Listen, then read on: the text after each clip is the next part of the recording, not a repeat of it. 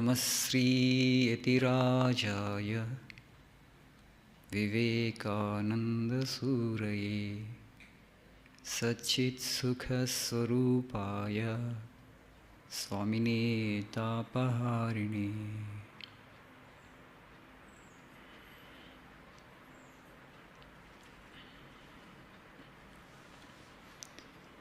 The Royal Road to Peace. What is the title? Is it okay? You all want peace? We all want peace, right? Ashantasya kutas sukham, the Lord asks in the Bhagavad Gita. Without shanti, you cannot have happiness. They go together. Today, many people, they don't long for peace as much as they long for happiness. They want happiness. Even if they don't have peace also, it's okay. But you don't get it like that. Ashantasya kutas sukham. They go together. So, you must crave for peace. You must value peace. It has a price to pay for. It doesn't come just like that. It has its own price, and you must be ready to pay. And only when your peace is too disturbed, then you understand the importance of it and value of it, and then you long for it. Now and then our peace gets disturbed a little, but we don't care. But if it is intensely disturbed, you are so peaceless, so restless. And then the desire for peace arises. So in the process, you will discover God. So here, when we talk about peace, we are not talking about the peace that everyone gets in this world. Okay, if you get a good sleep, you are peaceful. That's enough. Morning. So relative peace, every one of us get. But we are not talking about that peace, but we are talking about that which is the absolute. Peace that passeth all understanding. In Christian theology, the word used is peace that passeth all understanding. That peace about which you cannot explain in words.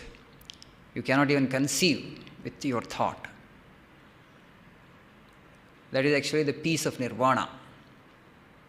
The peace that comes with nirvana. The peace that comes with moksha.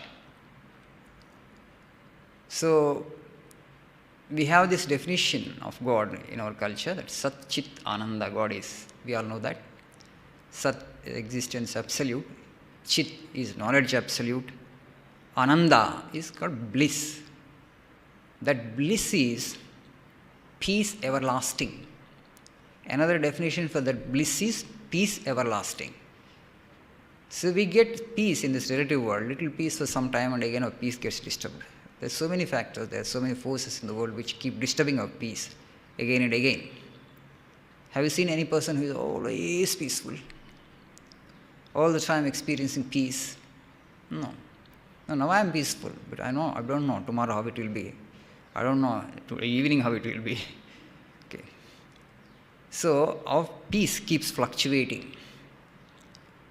It's not eternal peace, it's not constant peace. You cannot have it. With the very nature of human body and mind, we are constituted in such a way. This is Prakriti. In Vedanta, the word used is Prakriti. This body and mind is Prakriti. Prakriti means struggle. Prakriti means flux. Prakriti means changeful. Always it keeps changing. So you cannot have eternal peace with something that is actually constantly changing. So that means what? You have to go beyond Prakriti to get that eternal peace. That is mukti, that is moksha, that is self-realization. Evam buddhehe param buddva samstabhya atmanam atmana yahishatrum mahabaho kamarupam durasadam. The Lord says in the Gita. Evam buddhehe param buddva, which transcends buddhi, which is superior to buddhi, having known this, samstabhya atmanam atmana. How you will know this?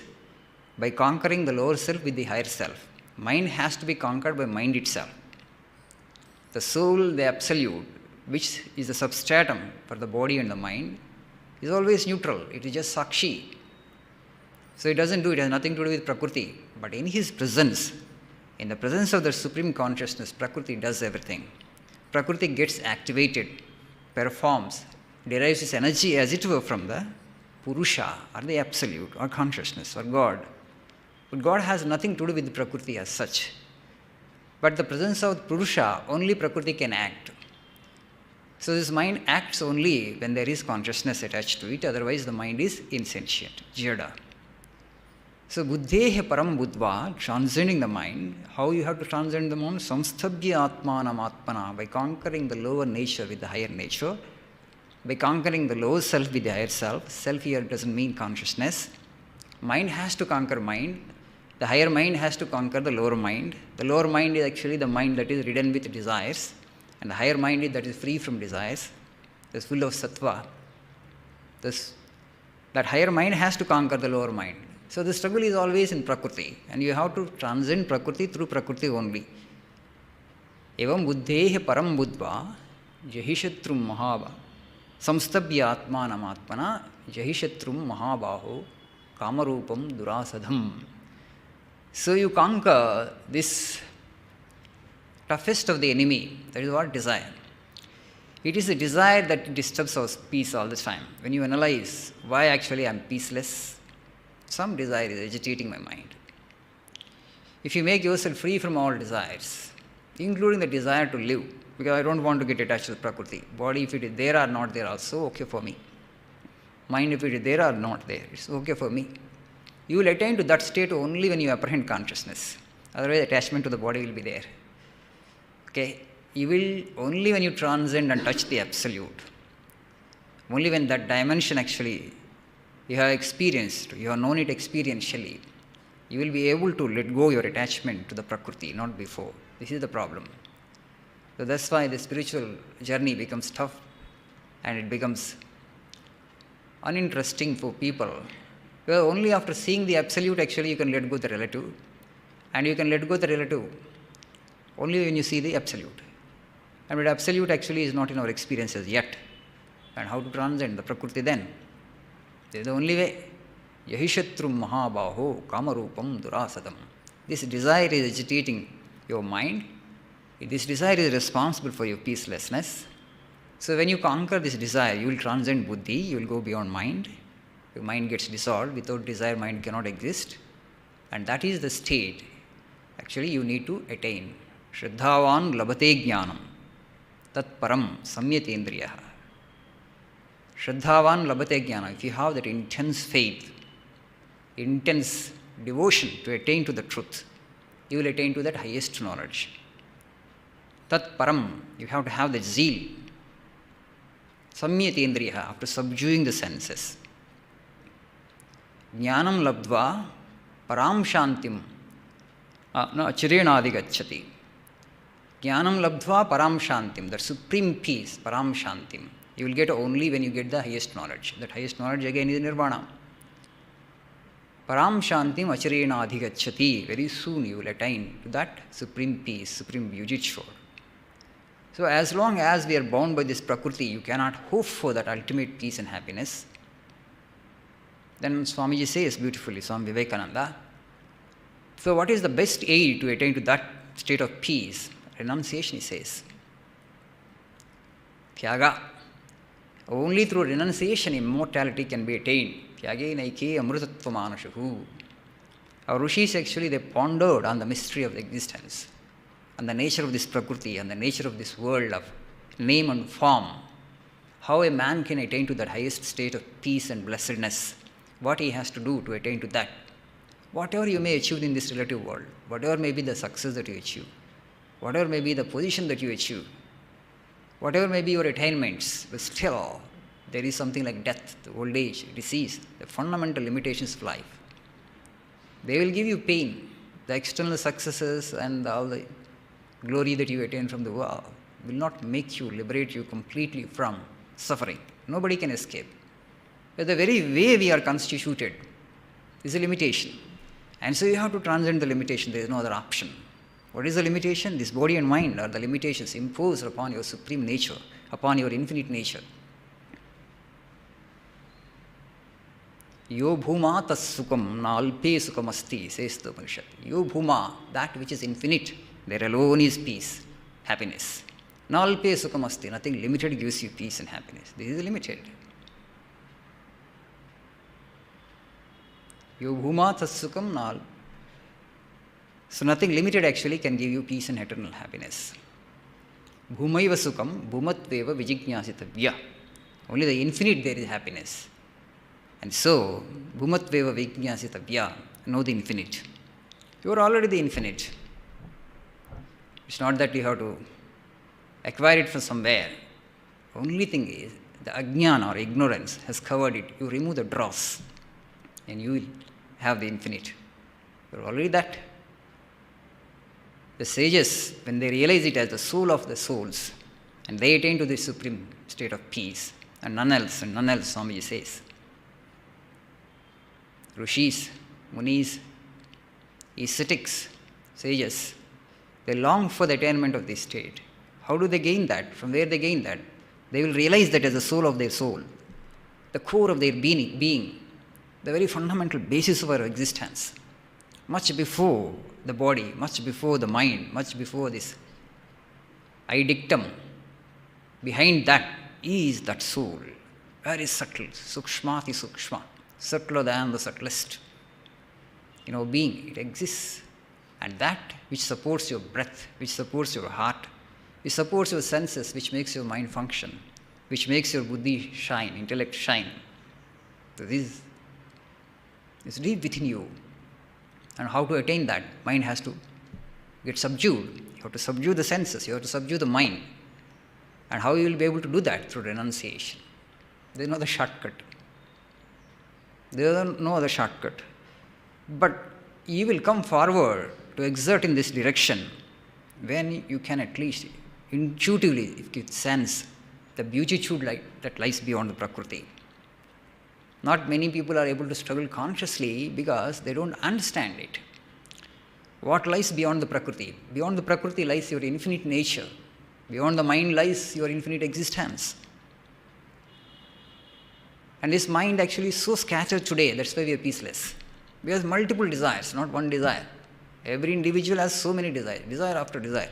Parallelly, there are so many desires. At least one desire you satisfy and then cultivate another desire. I have only one desire at a time. It's not like that. Not having one desire at a time. Multiple desires. So mind is so agitated and so scattered and so distracted. That's why you're peaceless. And become so scattered that at one point of time, people come and say, I cannot control my mind. Please help me. Please help me. So it's true. It has become too scattered. And the renunciation helps you to focus the mind again. Yaga, if you are desireless, how the mind gets scattered? It can't. It can't go anywhere. It will be with you only. Your thoughts will be under your control. That's why this is Jnana Bhumi, the land of knowledge, the land of renunciation. Tyagainaiki amrutattva manashuhu. Only through renunciation you can attain immortality. But today we are in competition with each other. Everybody has the understanding that happiness comes from outside. Happiness comes only through the objects.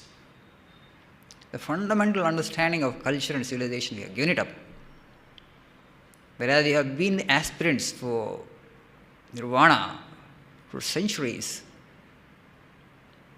through renunciation. Never cared for money, never cared for position. Because today it is there, tomorrow it's not there. Body is so transitory, so temporary, anitya. So we never focused on these temporary things. What this body needs? Little food and clothing or little shelter. That's all. The basic necessities. Be contented with that and then actually struggle for peace, the ultimate peace. The peace that comes in the train of nirvana. That's the only thing. This body, God has given you only for attaining that. To attain to that infinite beatitude is the birthright of every individual, every human being. And you have to struggle consciously. Now we are caught. Swamiji, one disciple In the West, Swamiji was pacing to and fro. He was talking to himself, muttering something to himself. This time I shall not be caught. Nirgacchati jagadjalad pinjaradiva kesharihi. Just like a lion that breaks through the cage,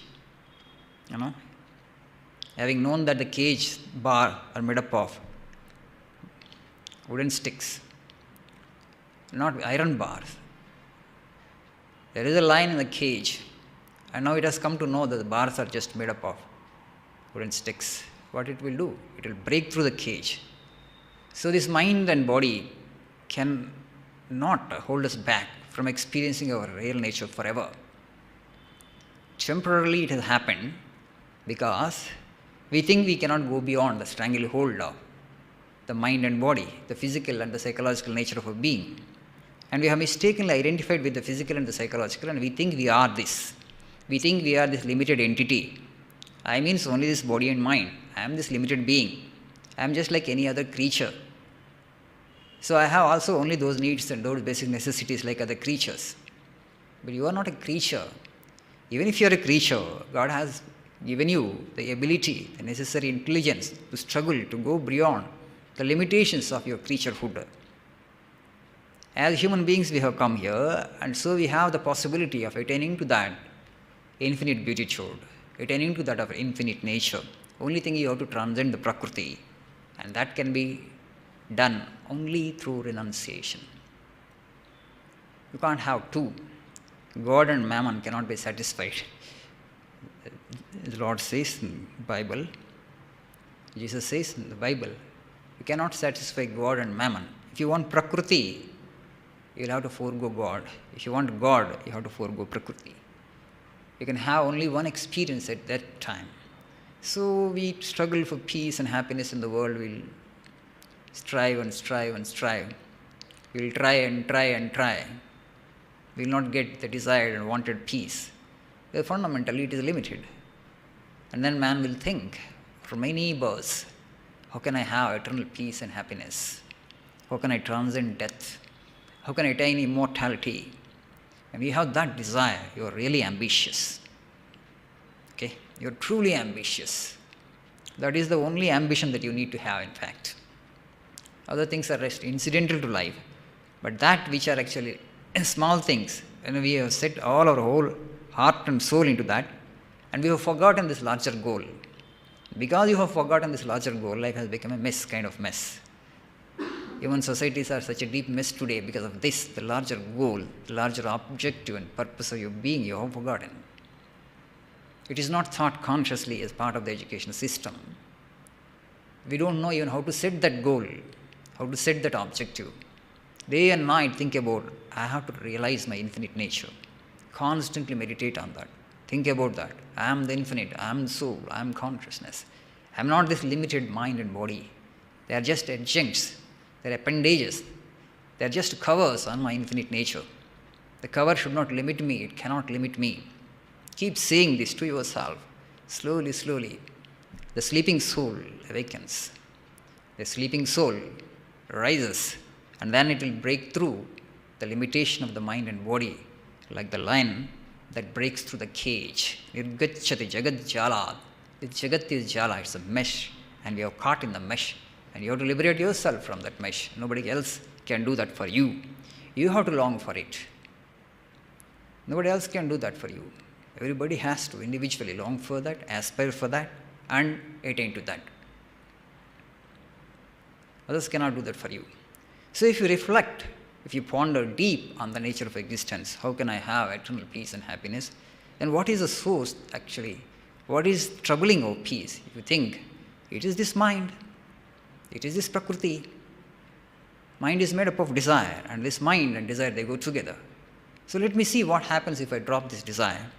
And then just empty the mind of all desires. Then you will attain the infinite beatitude.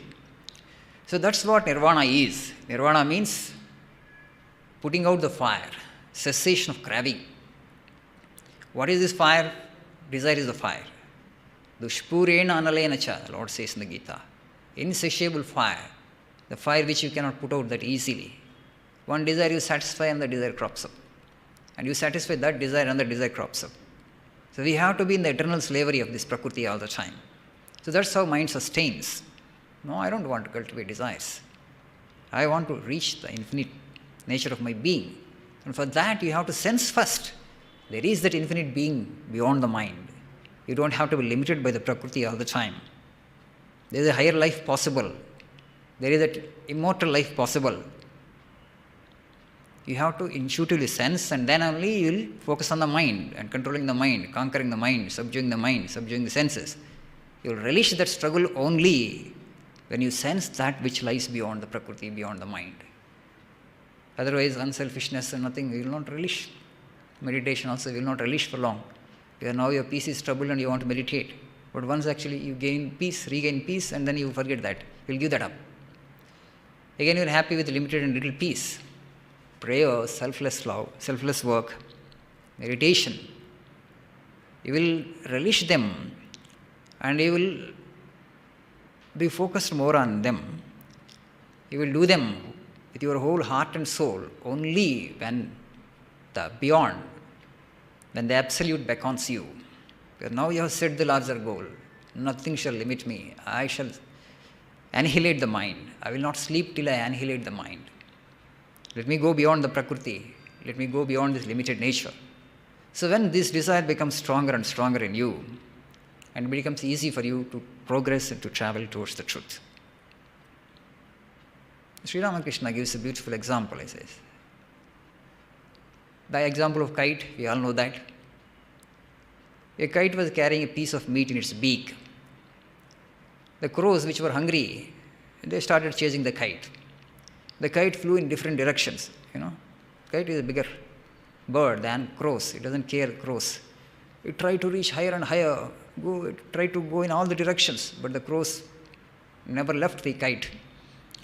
They started crowing and making noise and started chasing the kite. So many crows, and chased, and the kite actually understood that these crows were chasing it because of the piece of meat that it was carrying in its beak.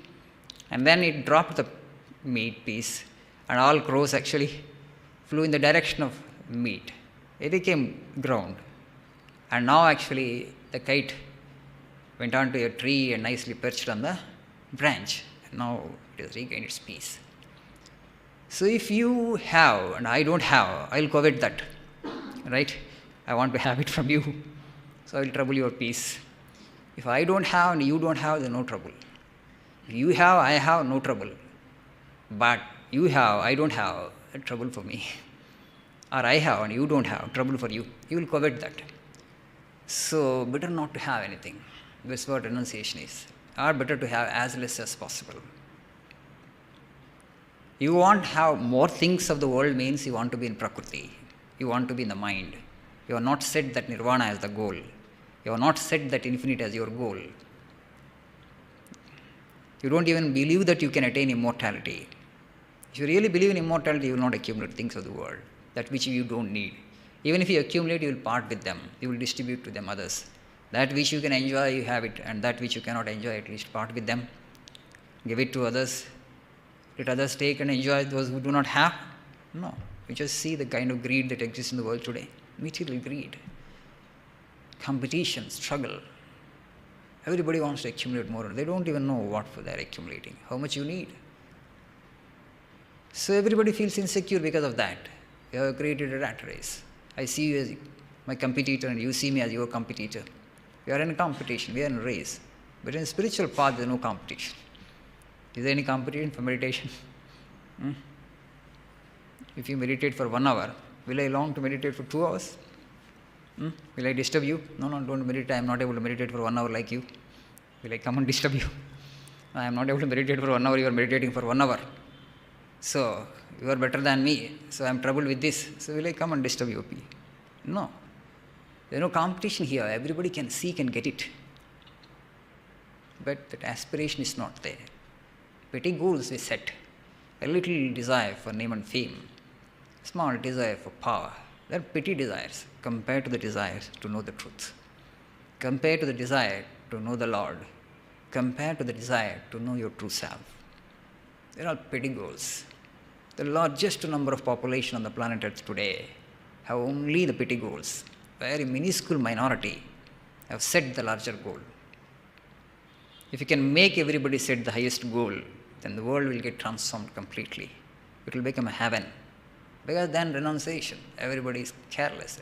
They don't care for the material as much as they care for the spiritual. Then there will not be competition, there will not be greed, there will not be exploitation, there will not be this distrust. You will become very dear to me, because you are also part of me. You are an object of expression of God. I am also an object of expression of God. Everywhere truth, every face is His face. Every being is His being. Right? Sarvatokshi siro mukham. Every eye, every face is God's face. The world gets transformed for you.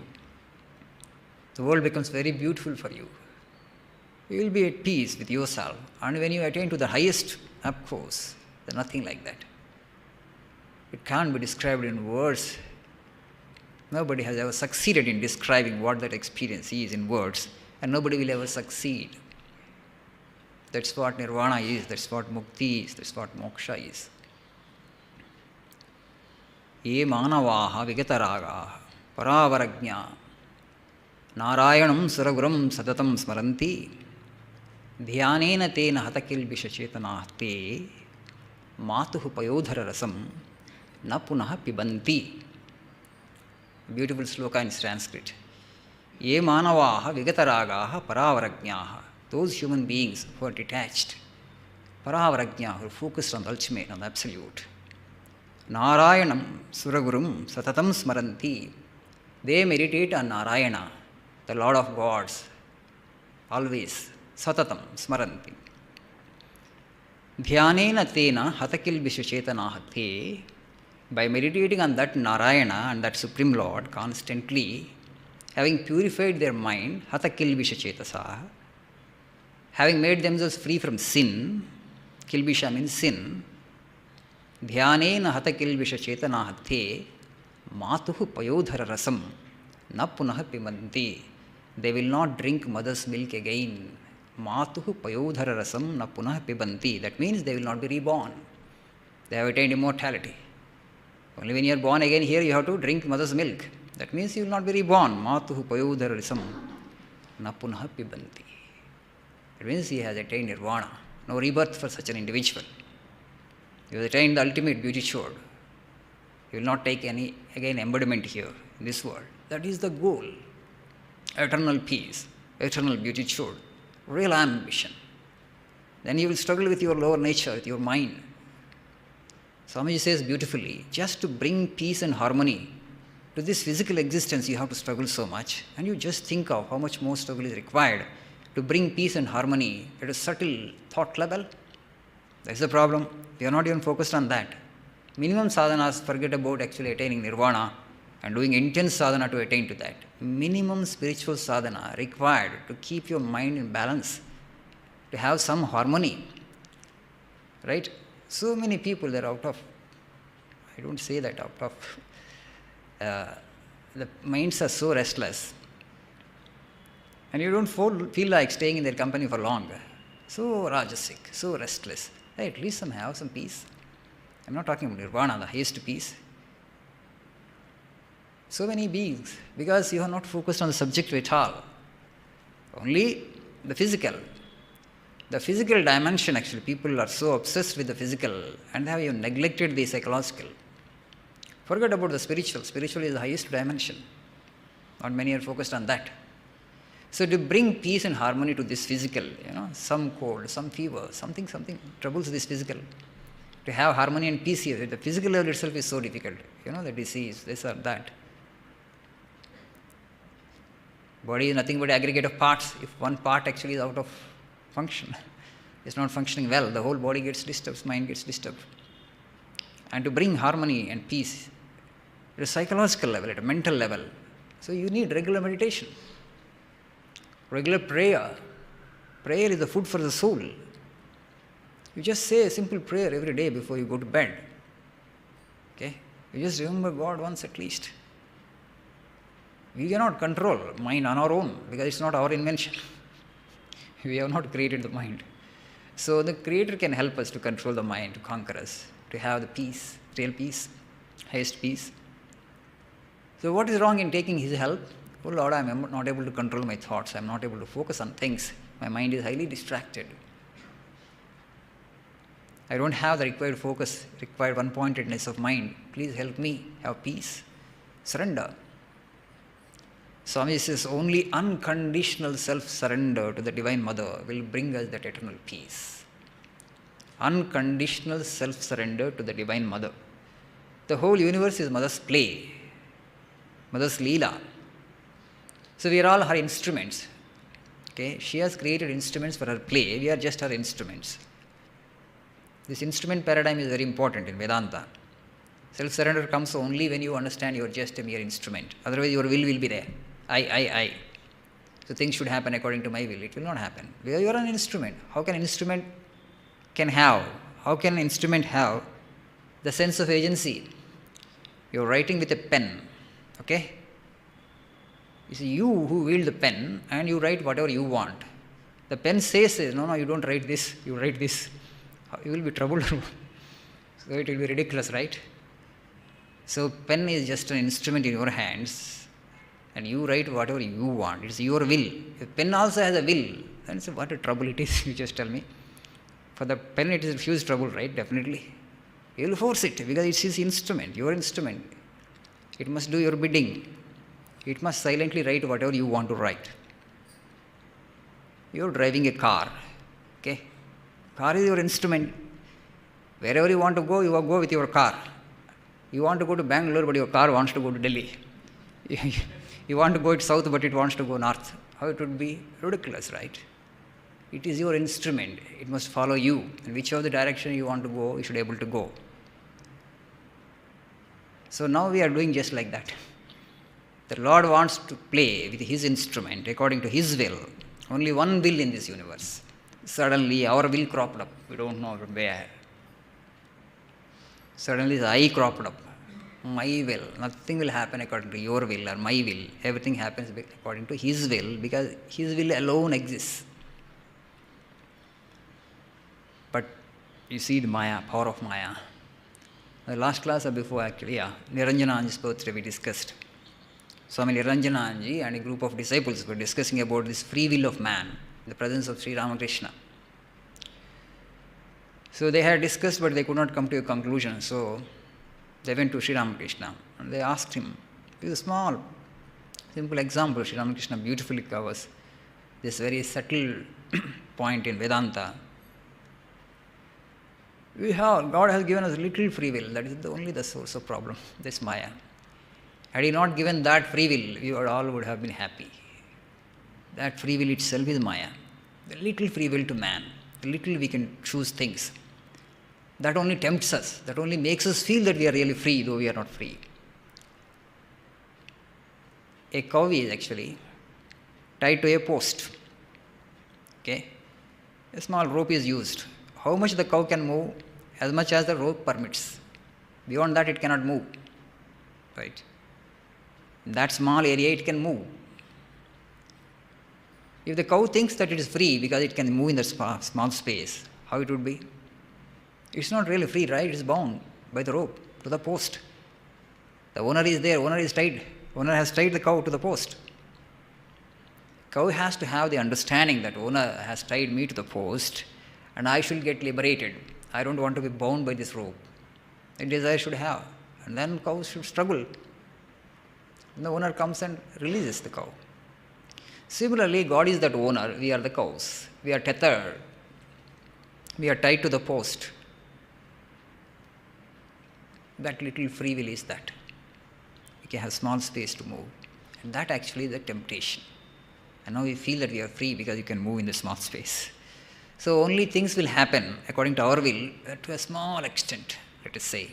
And that is the temptation. And now we have the feeling that everything should happen according to my will. I desire this, I hope for this. This is my aspiration, this is my ambition. You can have, but it will not happen according to your will. Try. You get it, okay. God also has said, okay, tatastu. God's will has joined your will. God has joined His will for the time being. That's why you have become successful, okay, in that particular endeavor. If God, if it doesn't join His will, you will not become successful in any way. And then you should have surrender. So my will is not important. I tried. But His will, He willed in a different way. Fine, because after all I am an instrument. Things will happen according to His will. He owns me. This instrument He owns. He is the owner of the instrument. What should happen through this instrument, He will decide. And again you say that I will decide, then problem comes. Your will and God's will. It's like a ram going and hitting a mountain. It will break its head. What will happen? It will break its head. Nothing happens to the mountain. So now our will has come in collision course with the divine will. That is the source of all the trouble in the world. This little freedom, this little self-will that God has given, that is actually the temptation. That is Maya. You surrender that and drop that, you are in bliss. You are in nirvana. So that's what Krishna meant when he said, Karmanyevadhikaraste ma phaleshu kadachana. O Arjuna, you have the right only to perform actions, not to expect the fruits thereof. What result you have to get, I decide, because you are my instrument. Okay? Whatever I want to achieve through the instrumentality of that person, I will achieve. So things will not happen according to your will, so just perform the action and see what comes out of that instrument that I decide. So we forget this, and then we have put our will against the divine will, and constant friction. And then in one birth you will understand the source of all this trouble, all this peacelessness is this my will, that little individuality. You drop it completely. Anyway, the nature will force you to surrender. Constantly the nature is hinting at you. Okay? Surrender. Nature is saying, surrender and have peace, surrender and have peace. The nature is telling you. We don't understand the lesson that quickly. It's the problem. After a long struggle, man understands. Anyway, nature will force you to surrender. Surrender willingly and unconditionally, joyfully, and escape from misery. If you don't surrender, nature will force you to surrender. If not in this birth, next birth. If not in that birth, the next birth. Total surrender actually nature wants. Because it's His world. You are trying to own something. Okay? It's God's world. In Srimad Bhagavatam, recently we celebrated Krishnastami. That day I want to tell because there was not enough time. So Vrindavana episode was over. Krishna was going to Mathura. Kamsa sends Akrura to fetch Krishna and Balarama. Because, that wrestling match, contest. He wanted to kill Krishna. So on the way, when he was going in Mathura, in the streets of Mathura, he came across the first that royal washerman. He was carrying bundles of clothes to the royalty, to the royal household. And Krishna and Balarama asked that washerman, we want to put on some new clothes, good clothes. We deserve them, please give us some clothes. Then washerman mocked them, ridiculed them. You are rustic fellows. You climb the mountains and move in forest. You want these robes which belong to a royalty? If king comes to know, he will imprison you and he will strip you of all your possessions. How dare you ask the clothes of Kamsa and his royalty? Don't again ask this. Krishna starts manifesting his power, his destructive power since that period of time. Then afterwards he killed Kamsa, he killed Duryodhana, he got it, Jarasandha, he killed so many other Rakshasas, Shishupala, Dantavaktra. Krishna with his fingers, he just touched his head and his head was off from the torso. The royal washerman's head was off from his body. Other people, his assistants who were accompanying him, they ran helter-skelter. They scooped in all directions.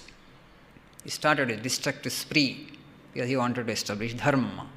Whoever opposed him, whoever sided with the asuric forces, he just wanted to eliminate them. Then he came across this Sudama, the garland maker. He was also making garlands for royalty only. Krishna goes to his home and he received them well. And he received Krishna and Balarama and other Gopas with such joy and ecstasy. Oh Lord, you have blessed my home. This is my good fortune. I've been waiting for this moment for so long. And then he said, you are all the divinities. You are actually a manifestation of that absolute, you and Balarama. Now actually you have come onto the earth in human form. So he could recognize. The garland maker could recognize the divinity. And Duryodhana couldn't. Kamsa could not. Jarasandha could not. Kings could not because they had pride. Full of egoism. Full of ahankara. Because of the possessions they had. Power was there, money was there. It blinds you. You won't be able to see things as they are. But this garland maker could recognize the Krishna's divinity. And then he had given the best of the garlands to Krishna and Balarama. When they put on, then they wore the garlands across their neck. He was so happy. And then Krishna asked him actually, what do you want? You seek a boon. What he seeks, You could have asked the throne. Krishna would have put him on the throne. He didn't. But that garland maker, he didn't ask. He knew that actually Lord himself had come in front of him. He could ask for anything. Krishna would have given anything that he had wanted. So api vaure achalam bhaktim. So api vaure achalam bhaktim. Tasmineva akilatmani. Tad bhakteshu sauhadram. Bhuteshu dayam param. He asked for 3 things. Tasmin eva akilatmani. Soapi vaure achalam bhaktim. Unflinching devotion for that Lord, that all-inclusive Lord, Krishna. That means, give me devotion for me. Tad bhakteshu cha sauhadram. Friendship with his devotees. I want to have unflinching devotion for your lotus feet, and I want to have friendship with your devotees, and bhuteshu cha dayam pram. Kindness to all the creatures. A garland maker, Kamsa's garland maker. Not a rich man, a poor man. He knew who Krishna was. Lakshmi resides on his chest. The owner of the 3 worlds, owner of the universe. He could have conferred all the riches of the world if that garland maker wanted, Sudama wanted. He did not, but Krishna unasked he had given. He made him very rich. You will become prosperous. Whatever you want, it will happen. Longevity, prosperity, peace, diseaselessness. As long as you live, you will be free from all disease. Everything that a human being, a mortal, aspires for in this mortal world, Krishna had conferred on him, unasked and unsought. So it happens, we don't know what to seek from the Lord. When he comes in human form, it is not easy to recognize him. Not that actually big people will be able to recognize God, not at all. He comes in such a disguise, the Lord comes in such a simple form. It would be very difficult for ordinary human beings to recognize him as God, unless there is this purity in you. Unless you are also a man of renunciation, unless you are also highly spiritually evolved and advanced soul, you will not be able to recognize the Lord even if he comes in human form. It happened. Krishna, after coming to Mathura, he did not send actually gold and actually silver or nice clothes to people of Vrindavan. He could have sent if he wanted. Right? He went to Hastinapura and Mathura to reform those asuras, the rich people who are wielding enormous power. But after actually winning them, after killing them, plenty of money. If he wanted, he could have given it to the Vrindavana, people of Vrindavan, from where actually he comes to Mathura. He didn't. Because the people of Vrindavana, they had attained to the highest fulfillment, highest state of bliss and highest state of happiness. There is nothing more for them to attain in this world. Because by coming in association with Krishna, all the Gopabalas and all the Gopikas, they had attained to that state of peace and beatitude. They had no other longing for in them. Where they had attained to nirvana, we constantly focus in Krishna, talking about Krishna, listening about Krishna, meditating on the form of Krishna day and night, nothing else but Krishna's form. Though he was there only for a brief period of time, the Gopikas never forgot Krishna ever in their lives. Till their last breath, they had only one thought, the thought of Krishna. He existed in their midst only for a brief period of time, but that was the meditation that was going on in them. All the senses, all the faculties were only given one direction. That's effortlessly they flew in the direction of Krishna. And they had no other thought other than Krishna in their minds. And ultimately they attained to Krishna consciousness. They became liberated from the cycle of birth and death. They attained to that supreme state of peace and happiness. So it doesn't require much really to seek God. Everybody has the capacity. Everybody has the opportunity. But we miss that opportunity. Having come here as a human being, and that too in this land, the land of spirituality in India, if you don't seek it, as Swamiji beautifully says, the highest honor in this land belongs to man of peace, to Shramana, to Brahmana, the man of God.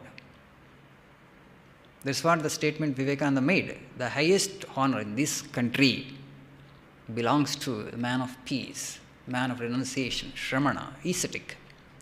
Why? Because you need to value peace. Peace is the one thing very important. You have so many things, but you are peaceless. What for all those things are? You can't have happiness, right? So if you aspire for the highest peace, that's nothing like that. Then we need to aspire for it and consciously get that. That peace and that beatitude, that immortality is a birthright of every individual.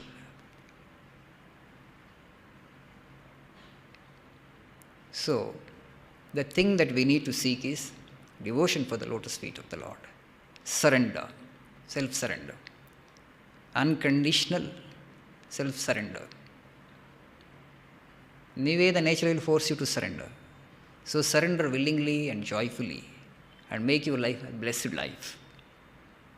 That requires strength. Our will is not there, it's zero. Nothing we can attain according to our will. Even if you attain something through your will, I know for certain that deception, that is part of Maya only. If you attain something by using your will, that tempts you more. So you will actually cultivate another desire, and you want that desire to happen according to your will, because now you aspire for it. But that will not happen according to your will. You have not got the desired fruit. Frustration, disappointment, disillusionment comes automatically.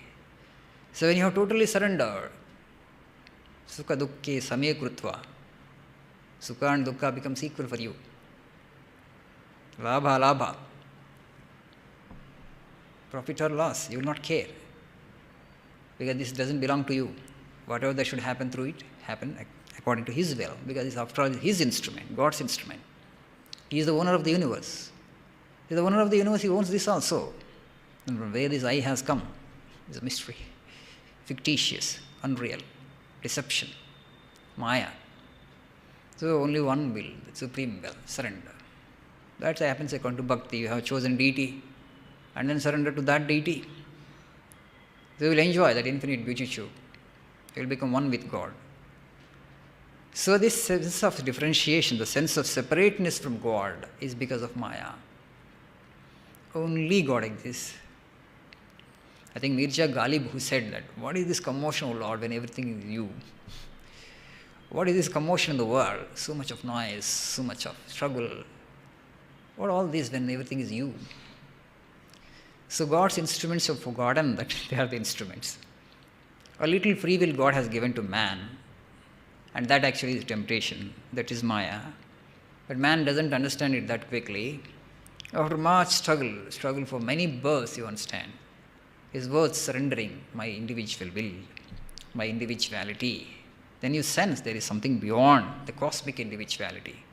Things will happen according to the will of that cosmic individuality. As Swamiji beautifully says in the 9th volume, smitten on the head, the cobra raises his hood. Many times I told this. I like this statement very much. When smitten on the head, the cobra raises its hood. When stricken to the heart, the lion gives out its mightiest roar. And the majesty of the soul comes forth only when a man is wounded to his depths. Our ego is getting blows every day, little blows, but it has to get a strong blow, hard blow. And you should have the strength to bear the blow. If you don't have the strength, actually the blow will kill you. You will commit suicide. This is what? People found it too difficult, too hard to bear the blow.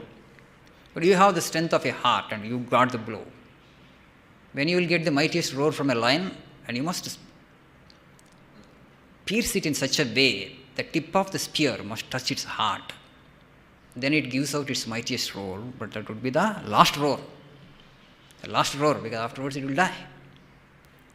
So, if you are a fortunate individual to get a strong blow on your ego, you have struggled for something very hard in your life. Very hard means you have invested your heart and soul into that. Practically, you thought that if you don't get it, you are dead. You have not got it. All your energies you have invested, money, time, energy. Now you have not got it. Then the blow, the pain of it, that will sometimes help you turn towards God. Then you will understand that it's better to drop my individuality. There is something higher power, some higher power. I am just an instrument. Things happen according to that power. Then true surrender comes. In our case, God is giving blows, nature is giving blows, but little blows, tiny blows. Because He doesn't want to give bigger blows, because God actually, it's probably, I don't know. He has a fear, I think, the individual cannot bear the, blow. You must be a lion-hearted man, a woman. Then God the strongest blow. Then you are a fortunate soul. God is blessing you. God is blessing you. You have striven so hard, but you have not got it. Then actually God has turned His attention upon you. God has decided to shower you with His grace. Then now it's a time to come to spiritual path, full time. Now you're part-time spiritual. Now it's time to seek spirituality, full time, with full force, full vigor. You invest all your heart and soul that you have invested for a worldly gain, and that you invest for spiritual gain, you will attain nirvana. So we're all on the path. Nothing to worry. So let us pray for greater blows. Okay? The blows will help you to come to spiritual path full time. Shall we? Shall we? You must be either cobra. Why actually Swamiji mentions cobra? Well, many snakes are there. You just hit and they will die. They will not even hiss. The cobra resists. It doesn't want to die. It resists. It has paurusha. Aham paurusham rushu, the Lord says. The man of paurusha. So that paurusha is me, He says. So you should have that purushatva, paurusha, and that should receive a blow. Then you will be shaken. And then you will think, what is this life? Who is the creator? Why things happen the way we want? Why the things happen? Why don't the things happen the way we wish? The question arises in you. And then you will think, there is a higher will. Then the higher will you see. Then you will come forward to surrender the limited and little will. And then spiritual life begins. You will struggle, and you will drop the will completely, your individuality. Then you will attain nirvana. Then you are a Buddha. Then you have transcended buddhi. Then only you will have eternal peace. So because you have transcended buddhi, you are a Buddha. The individual who has transcended the mind, transcended the intellect, becomes Buddha. That's then you will attain nirvana. Evam buddhehe param gatva. Having transcended the buddhi, samstabhya atmanam atmana, yahishatrum mahabhavo kamarupam durasadham. Then you will drop all the desire. That means you will drop the entire individuality, your limited individuality. And that will bring you eternal peace. That is immortality. That is going beyond samsara. That is self-realization. That is God-realization. Then all your doubts are cut asunder. All your doubts are cleared. You know the mystery of existence, the mystery of the universe in toto. To gain that knowledge actually is the objective of life. Okay, let us seek it as much as we can, according to our own capacity. Let's stop here for today. We shall meditate for 2 minutes before we disperse.